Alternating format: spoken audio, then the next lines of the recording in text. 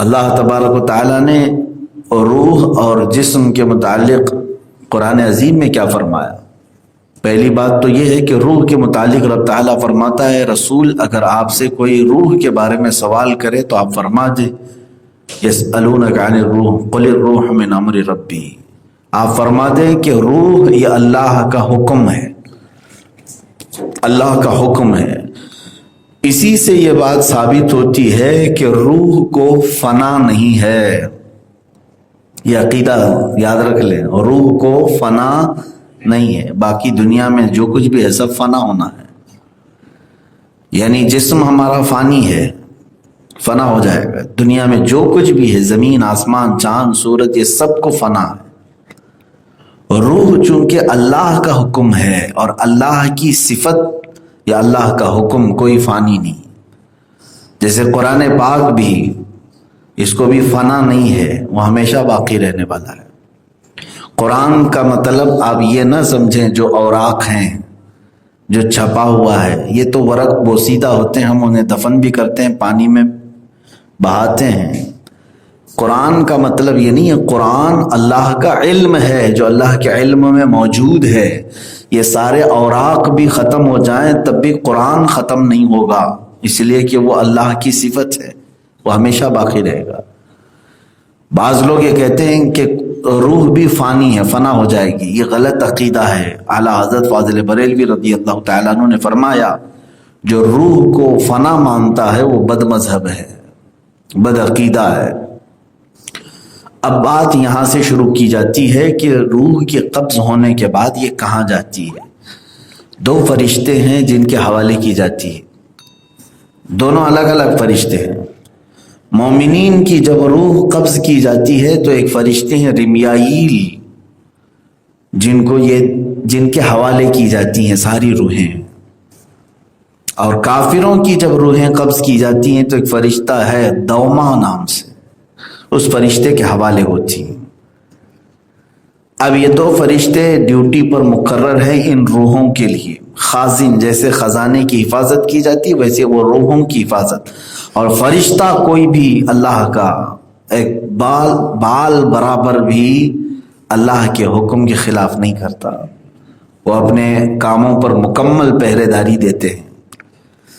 تو مومنین کی روحیں قبض ہونے کے بعد فرشتے کے تابع ہیں، لیکن فرق یہ ہے، حدیث پاک میں حضور اکرم صلی اللہ تعالیٰ علیہ وسلم نے ارشاد فرمایا مومنین کی روحوں کو اللہ آزاد فرماتا ہے، وہ جہاں چاہیں سیر کرتی ہیں۔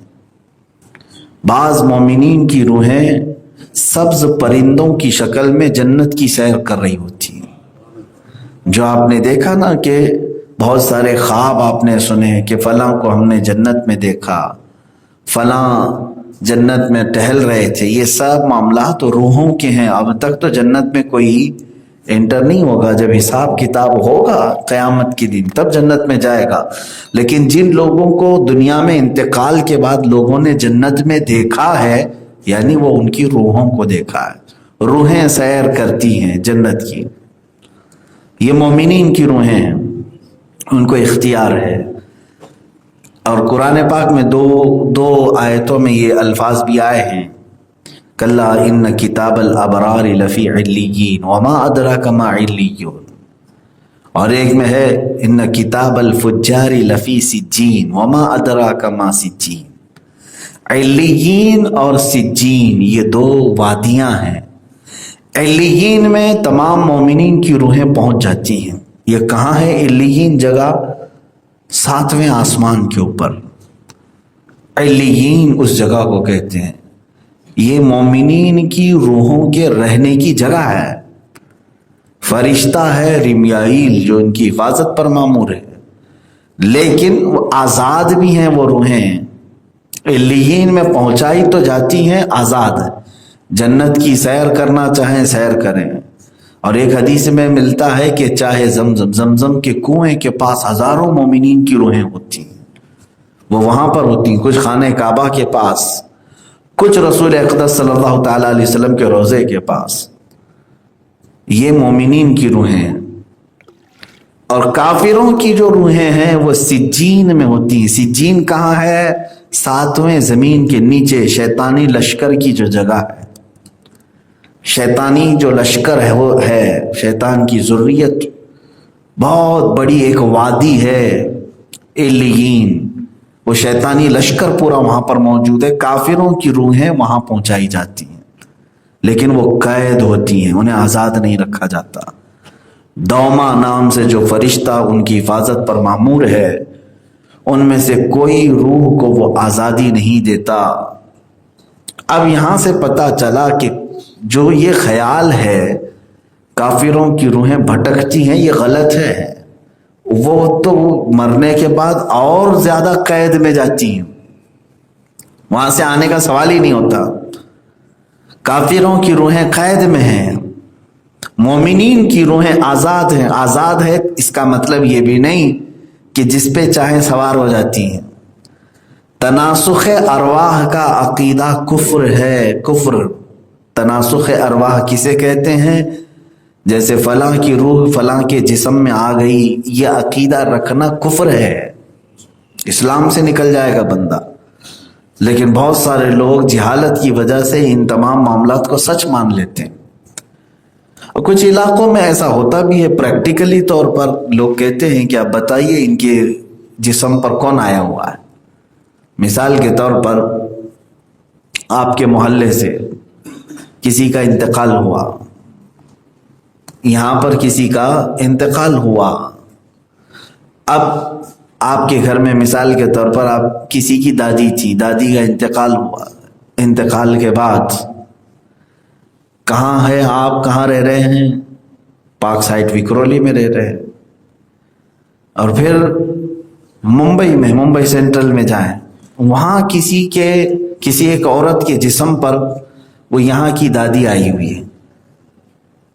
वो कैसे पता चला? वहाँ के घर वालों के पास एक खातून है जो बड़बड़ा रही है और कहती है मैं पार्क साइड में रहती थी, फला मुझे फला ने मारा है, फला ने वो किया है, मेरी 4 बहनें हैं, मेरे 2 भाई हैं।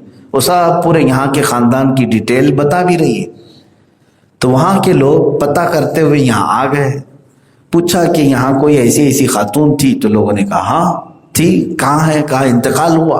अरे इंतकाल हुआ, वो तो हमारे घर में हमारी फला खाला के जिस्म पर आती है और तुम्हारे घर के सारे किस्से बयान करती। अब इन लोगों को यकीन हो गया कि दादी जो है फला खाला के ऊपर आती है। कैसे यकीन हुआ? आप भी उस जगह पर खड़े रहेंगे तो यकीन ही करेंगे कि वो मुंबई में रहने वाली एक औरत विक्रोली की किसी घर के बारे में कैसे जान रही है। इसके 4 बहनें हैं, 2 भाई हैं, घर के मामलात वो वहाँ रहने वाली खातून कैसे जान रही है? ज़रूर इनकी दादी हमारे घर के खाला के जिस्म पर आई है, वही बता रही है। मेरे अजीज़ों, न खाला के जिस्म पर दादी आती, न दादी के जिस्म पर खाला आती है, ये कोई ताल्लुक़ नहीं। इब्लीस, शैतान मरदूद किसी के जिस्म पर सवार होता है और वो इधर के हालात ले जाकर उसकी ज़ुबान पर बोलता है ताकि घर वालों को ये लगे कि फलां की रूह आ गई। और रूह के आने का यकीन रख लेता है आदमी तो काफिर हो जाता है। शैतान का सिर्फ यही मकसद होता है। शैतान चाहता है कि इसका ईमान चला जाए, ये मान ले कि इस पर आई हुई रूह है। ये तो खैर मैंने दादी और खाला की मिसाल दी थी, दादी और खाला की मिसाल दे दी, खैर है। लेकिन मुसलमानों में यह अकीदा घर कर गया है कि किसी के जिस्म पर गौसे पाक आते हैं, किसी के जिस्म पर गरीब नवाज आते हैं, किसी के यहाँ सवारी आती है फलां पीर साहब की। ये सवारियाँ क्या हैं? रूहों का इस तरह किसी के जिस्म पर सवार होने का अकीदा रखना कुफ्र है मेरे अजीजों। ये नहीं आ सकती, इस्लामी अकीदे के बरखिलाफ है। मोमिनीन की रूहों का मैंने मकाम बता दिया, वो कहाँ है? आला इल्लियीन में है। अल्लाह हमें भी इल्लियीन में पहुंचा है। और काफिरों की रूहें सिज्जीन में हैं। ये दोनों लफ्ज कुरान पाक में सूरह मुतफ्फिफीन में आए हैं, 30वें पारे में। ये सिज्जीन और इल्लियीन 2 मकामात हैं जहां पर काफिरों की रूहें और मोमिनीन की रूहें पहुंचती हैं।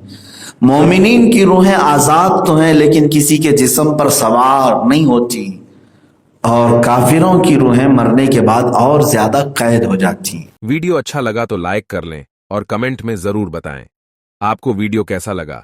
آپ کی کوئی رائے ہو تو ہم سے ضرور شیئر کریں۔ اگر چینل پر نئے ہیں تو سبسکرائب کر لیں۔ اپنا قیمتی وقت دینے کے لیے شکریہ۔ خدا حافظ۔